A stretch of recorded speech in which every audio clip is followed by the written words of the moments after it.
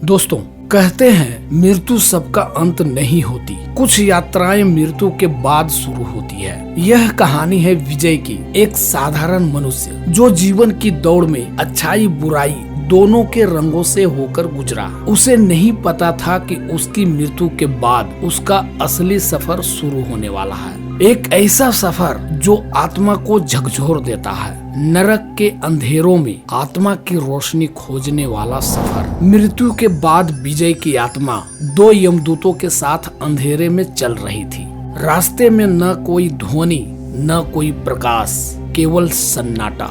वे उसे धर्मराज यम के पास ले गए। सिंहासन पर बैठे धर्मराज ने भारी और गूंजती हुई आवाज में कहा, विजय, तुम्हारे कर्मों का लेखा जोखा पूरा हो चुका है, लेकिन तुम्हें जानना होगा पाप के परिणाम कैसे होते हैं। आज मैं तुम्हें ले चलूंगा 17 नरकों की यात्रा पर। यह एक चेतावनी और एक शिक्षा है। चलो। और धर्मराज विजय को लेकर नरक की ओर चल पड़े। कुछ दूर चलने के बाद उन्होंने कहा, विजय, ये है पहला नरक, तामिश्र, लोभ का अंधेरा। विजय ने देखा, यहाँ एक घना अंधेरा जंगल था, जहाँ लोगों की आंखों पर पट्टी बंधी हुई थी। वे एक दूसरे की संपत्ति छीनने की कोशिश करते थे, लेकिन हर बार कांटों से लहूलुहान हो जाते थे। धर्मराज ने कहा, यह उन लोगों का नरक है जो दूसरों का धन और पत्नी हर लेते हैं। कुछ दूर आगे चलने के बाद धर्मराज ने कहा,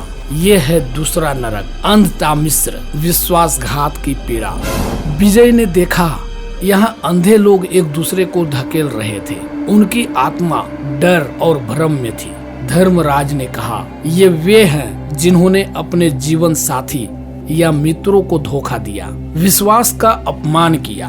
कुछ दूर और आगे बढ़े। उन्होंने कहा, ये है तीसरा नरक, रौरव, मासूमों की चीखें। विजय ने देखा, यहाँ नरक चीखों और आग की लपेटों से भरा था। निर्दोषों को पीड़ा देने वाले अब स्वयं आग से जल रहे थे।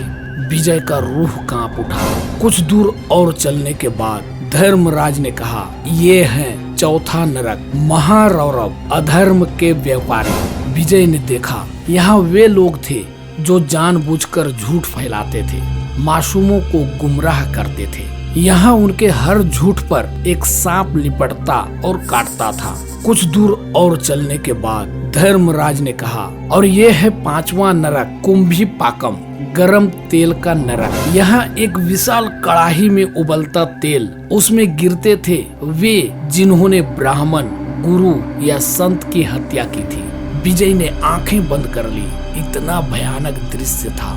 कुछ और दूर चलने के बाद धर्मराज ने कहा, यह है छठा नरक, कालसूत्र, अग्नि और लोहा। उसने देखा जलती हुई जमीन, ऊपर से आग बरसती हुई। यह उन लोगों का स्थान था जिन्होंने माता पिता या गुरु का अपमान किया था।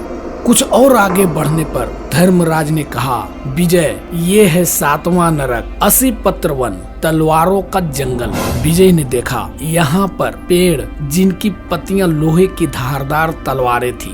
जो भी चला हर कदम पर कट गया।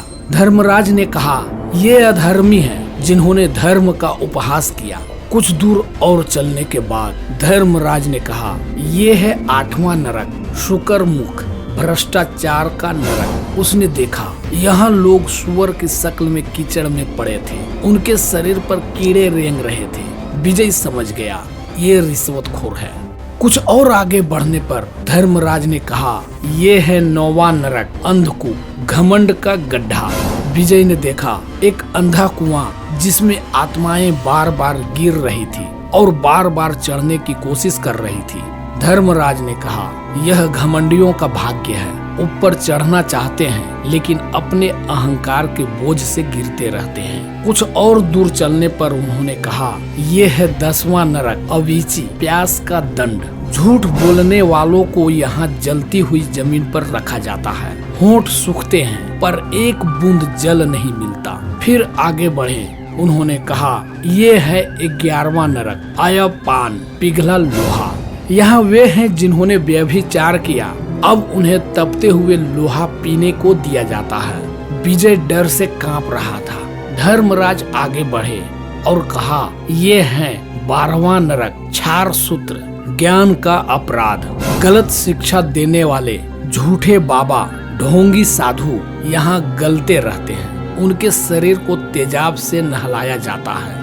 फिर कुछ दूर आगे चलने पर धर्मराज ने कहा, ये है 13वां नरक, सांभर, हिंसा का प्रतिशोध। यहाँ हर हत्या, हर निर्दोष की पीड़ा अब दोगुनी होकर लौटती है। हत्यारे अब बार बार मरते हैं, फिर जीते हैं, फिर मरते हैं। धर्मराज विजय को लेकर और आगे बढ़ते हैं। कुछ दूर जाने के बाद उन्होंने कहा, ये है 14वां नरक, तपन, चोरी का तप। यहाँ जलते लोहे की सलाखों से चोरों को हर दिन दागा जाता है। वे चिल्लाते हैं, लेकिन उनकी चीखें लौटकर उनके कानों में गूंजती है।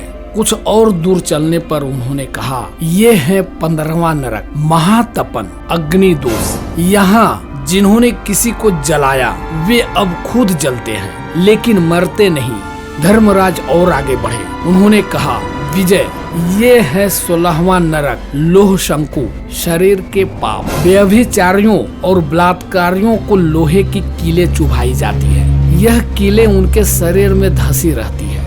थोड़ी दूर चलने के बाद धर्मराज ने कहा, विजय, ये है ऋजऋषु, धर्म का उपहास। यहाँ वे हैं जिन्होंने भगवान, धर्म, पूजा और भक्ति का मजाक उड़ाया। अब उन्हें हर पल कोई चिढ़ाता है, तिरस्कार करता है, हंसता है और वे भाग नहीं सकते। अब धर्मराज ने गंभीर और दयालु स्वर में कहा, विजय, तुमने ये सब नहीं किया, लेकिन तुमने यह सब देखा। अब जीवन में लौटो और दूसरों को भी सच्चे मार्ग पर चलने की प्रेरणा दो, और तभी विजय की आत्मा फिर से धरती पर जन्म लेती है।